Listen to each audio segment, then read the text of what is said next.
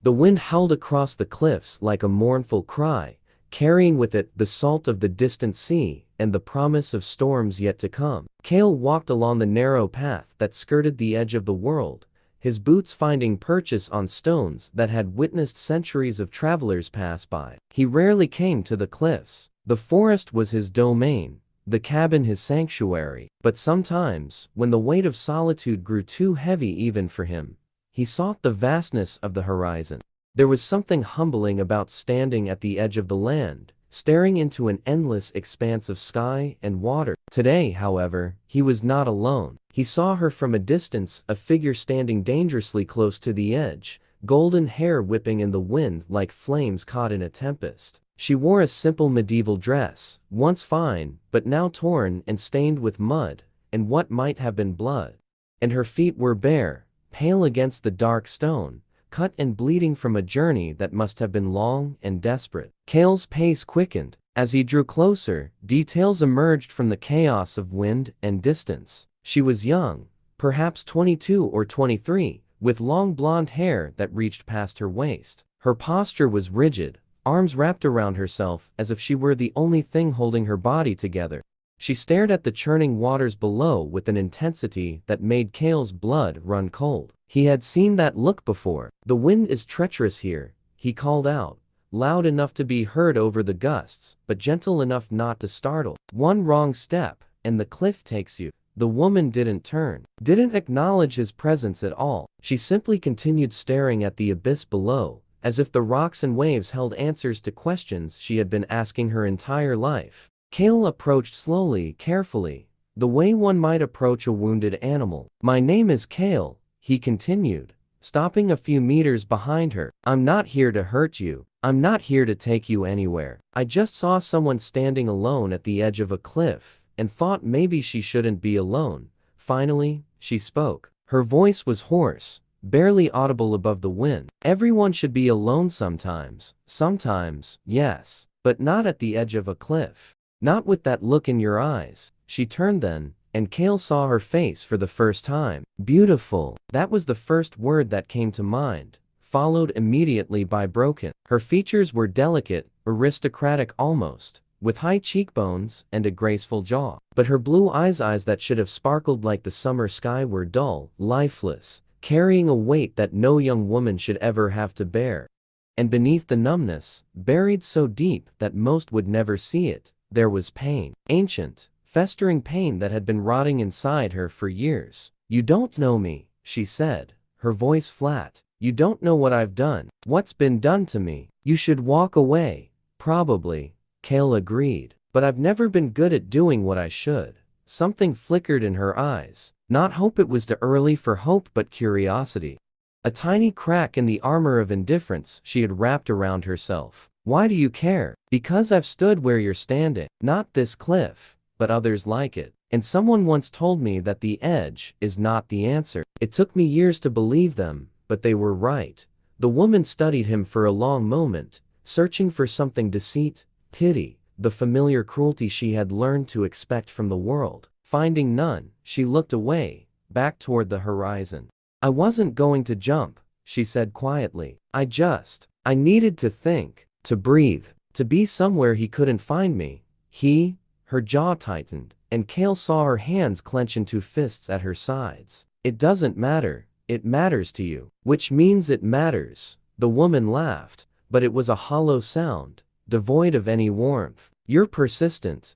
I've been told it's one of my more annoying qualities." For a moment, just a moment, something almost like a smile tugged at the corner of her lips. Then it was gone, swallowed by the darkness that lived inside her. "Serafina," she said finally. "My name is Serafina." "Serafina," Kael repeated. "That's a beautiful name. Mother chose it. She said it meant burning one. She hoped I would burn bright enough to light up the darkness." Her voice cracked. "She died when I was 7, and the darkness swallowed everything." Kael felt the familiar weight of sorrow settle in his chest. He knew that darkness. He had lived in it for years. "Will you come away from the edge?" he asked gently. "There's a spot just over that ridge where the wind doesn't reach. We could talk, or not talk, whatever you need." Serafina hesitated, her eyes darting between Kael and the cliff's edge. The internal battle was visible. Part of her wanted to stay in the numbness, in the proximity to oblivion.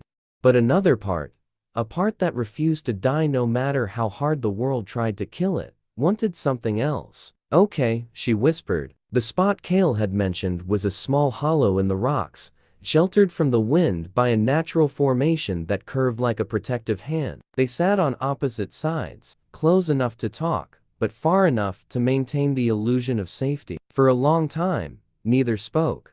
Kael had learned that silence was sometimes the most powerful gift you could offer someone. The space to exist without expectation, without demand. Finally, Serafina broke the quiet. You asked about him. The one I'm running from. Kael nodded but said nothing. My father.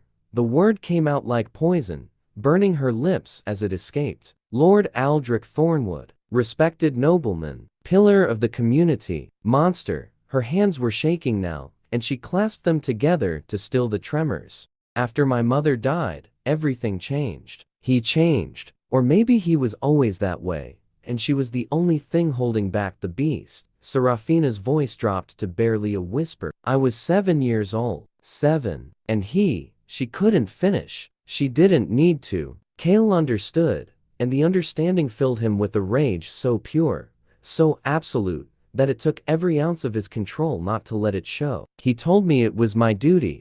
Serafina continued, her voice mechanical now, dissociated from the horror of her own words. That I belonged to him. That this was what daughters were for. And I believed him. For years, I believed him because what else could I believe? He was my father. He was supposed to protect me. Tears were streaming down her face now, but she made no move to wipe them away. He never let me learn to read. Never let me leave the estate. I was his servant during the day and his property at night. 15 years. 15 years of being nothing but a thing for him to use and discard. Serafina. Kael's voice was rough with emotion. I'm so sorry. Don't. She held up a hand. Don't pity me. I've had enough pity to last a lifetime. The servants who looked away. The villagers who whispered but never helped. Pity is worthless. It's not pity, Kael said firmly. It's rage. Rage that someone could do that to a child. Rage that the world allowed it to continue. Rage that you had to survive something no one should ever have to survive. Serafina looked at him, really looked at him, for the first time. You mean that? Every word. Something in her expression shifted. The armor cracked a little more. I ran away 3 days ago, she continued. I don't even know what finally gave me the strength. Maybe it was turning 22 and realizing I had spent my entire adult life as a prisoner. Maybe it was seeing a bird fly past my window and needing to know what freedom felt like. She looked down at her bleeding feet. I didn't take shoes, didn't take food, didn't take anything. I just ran, and he's looking for you. It wasn't a question. He'll never stop looking. Serafina's voice hardened. I'm his property, remember? His favorite possession. He'll hunt me to the ends of the earth before he lets me go. Then we make sure he doesn't find you. Serafina shook her head. You don't understand. He's powerful. He has men, resources, connections. What can one archer do against all of that? Kael met her eyes with a steady gaze. More than you might think. Kael brought Serafina to his cabin as the sun began to set. She walked beside him in silence, her bare feet leaving bloody prints on the forest floor. When he offered to carry her, she refused. I've been carried enough, she said. Carried to places I didn't want to go. I need to walk on my own feet, even if they bleed. He understood. At the cabin, he cleaned and bandaged her wounds while she sat by the fire, staring into the flames with that same distant look she had worn on the cliff. He prepared food, simple fare, but warm and filling, and watched as she ate with the mechanical movements of someone who had forgotten what hunger felt like. You can sleep in the bed, he told her. I'll keep watch. You think he'll come tonight? No. It takes time to organize a search party even for a nobleman, but he'll come eventually, and when he does, I'll be ready. Serafina looked at him with an expression he couldn't quite read. Why are you helping me? You don't know me. You don't owe me anything. Because I know what it's like to be powerless. Kael sat across from her. To be at the mercy of people who see you as less than human. I couldn't save myself back then, but I can help you now. I don't want to be saved. Serafina said quietly, I want to save myself. I want to look him in the eye and tell him that he doesn't own me anymore, that he never owned the part of me that matters. Kael smiled a rare, genuine smile. Then that's what we'll work toward. The days that followed were a slow process of healing. Not the healing of Serafina's feet, which mended quickly enough, but the healing of wounds far deeper and older. Kael taught her things she had never been allowed to learn. How to read starting with simple words and progressing to full sentences. How to defend herself not just with weapons, but with awareness and strategy. How to exist in the world as a person, not a possession. And Serafina, for the first time in her life, began to bloom. I did it, she exclaimed one morning, holding up a book she had successfully read from cover to cover. I actually did it. You did, Kael confirmed. How does it feel? Like freedom. Her eyes shone with tears that were, for once, not born of pain. Like I'm finally becoming who I was supposed to be. She practiced with the bow too, though her aim was terrible at first, but she improved steadily, driven by a determination that burned brighter with each passing day. I want to be able to protect myself, she told Kael after a particularly frustrating session. I never want to be helpless again. You were never helpless, he corrected. You survived 15 years of horror. That takes more strength than most people will ever know. Serafina considered his words. I never thought of it that way. Survival is resistance. Every day you woke up, every breath you took, was an act of defiance. He tried to break you, and he failed. You're still here, you're still fighting. She looked at the bow in her hands, then at the target in the distance. Then let's make sure I keep fighting. Her next arrow hit the target dead center. They came on the 12th day. Kael heard them before he saw them, the thunder of hooves, the clank of armor, the unmistakable sound of men who believed themselves hunters closing in on prey. Serafina, he said calmly, reaching for his bow. They're here. She emerged from the cabin, and he was struck by the transformation. The broken woman he had found on the cliff was gone. In her place stood someone new, still scarred, still healing, but no longer defeated. How many? 8. Maybe 10. Plus your father, I assume. He always leads his hunts personally. Serafina's voice was steady. He enjoys the kill too much to delegate. Stay behind me. If things go wrong, I'm not running. She cut him off. Not this time. I need to face him. Kael studied her for a moment, then nodded. Together, then. They stood side by side as the riders emerged from the trees. 10 men in total, armed and armored, surrounding a figure on a black horse. Lord Aldrich Thornwood was exactly what Kael expected. Tall, broad-shouldered, with the handsome features of a man who had never been denied anything in his life. His eyes were cold, calculating, sweeping over the scene with the arrogance of someone who owned the world. Serafina, his voice was smooth, cultured, utterly devoid of warmth. You've led me on quite a chase, daughter. It's time to come home. I have no home. Serafina's voice didn't waver. I have no father. The man who should have protected me died the same day my mother did. You're just the monster wearing his face. Aldrich's expression flickered a moment of surprise, quickly masked. Brave words for a girl hiding behind a stranger. His eyes moved to Kael. And who might you be? The fool who thought he could steal what belongs to me. She doesn't belong to you. Kael's voice was ice. She never did. Is that so? Aldrich laughed, and his men laughed with him. She is my daughter, my property, by law and by blood. And you, stranger, are interfering with matters that don't concern you. When a man hurts a child, it concerns everyone. The laughter died. Aldrich's eyes narrowed. Be careful with your accusations, Archer. I am a lord. You are nobody. One word from me and my men will cut you down where you stand. Kael raised his bow, an arrow nocked and ready. Your men can try, but I promise you this before I fall. You die first. The standoff stretched, tension thick enough to taste. Father. Serafina stepped forward, and Kael saw Aldrich's attention snap to her like a predator spotting prey. I'm not going back. Not today. Not ever. What you did to me, It doesn't define me anymore. I'm not your victim. I'm not your property. I'm Serafina, and I am free. Free? Aldrich dismounted, approaching slowly. You think freedom is running away? Hiding in the woods with some vagabond? You are nothing without me. You have nothing without me. I have myself. Serafina's voice rang clear.